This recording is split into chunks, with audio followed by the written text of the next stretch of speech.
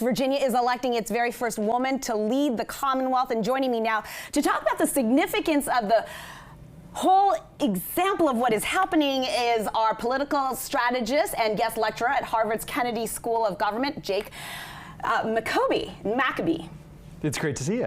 Great to see you, Jake. Yeah. We have to talk about Jake, that Virginia is now going to be the 33rd state in the country to finally elect a woman.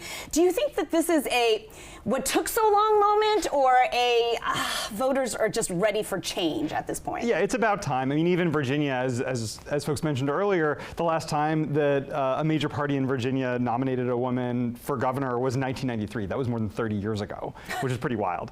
So yeah, now we're in a place where we've got 2 women nominated for the top spot. These are also very different candidates, which is kind of extraordinary because you're not just seeing, one woman running for the top office. You're seeing 2 very different candidates coming from 2 very different perspectives. And so at a time when I think women tend to get pigeonholed in leadership offices and when they run as candidates, this is a real demonstration that there are a broad range of perspectives and of female candidates running for office. In just this one state, you have this incredible divide, which is something pretty impressive to see. And both of them are quite talented and have these non-traditional jobs. A former CIA agent and police officer for Abigail Spanberger, and Winsome Earle-Sears is a former Marine. I mean, they don't mess around. These are 2 women that are highly capable. For sure. One of the really interesting things and one of the challenging things for many female candidates is that unfairly, you sort of have to get through you have to demonstrate that you have a certain amount of leadership experience. Women tend to be unfairly tagged as, or tend to need to demonstrate that they are strong. This is sort of like what the polling bears out. And it's really interesting that in this case you do have, Abigail Spanberger, who was in the CIA. You have Winsome Earle-Sears, who was a Marine.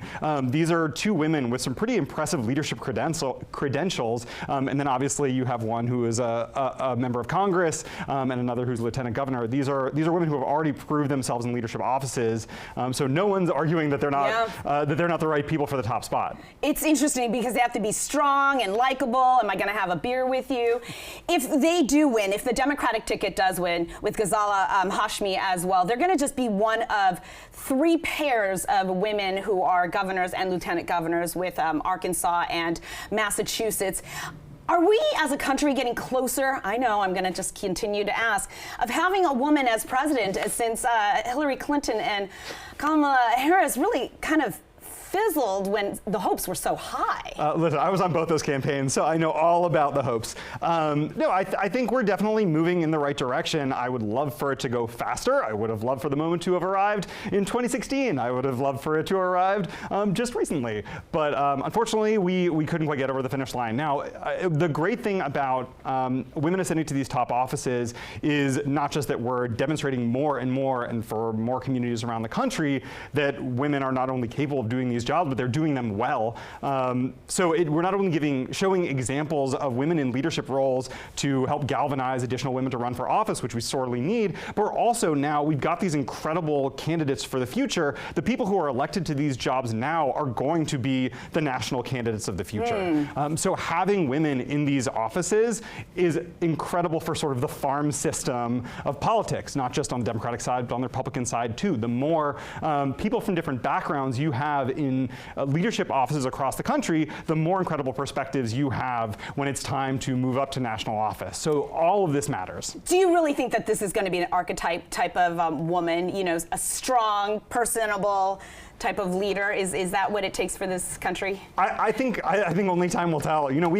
I do think that we have had some incredible, I'm biased, I think we've had some outstanding women who have been national candidates, but obviously we haven't broken that glass ceiling, that ultimate glass ceiling yet. But as time goes on, we're only getting more extraordinary women running for office, more extraordinary women serving in executive offices, in top legislative offices, and it's only a matter of time.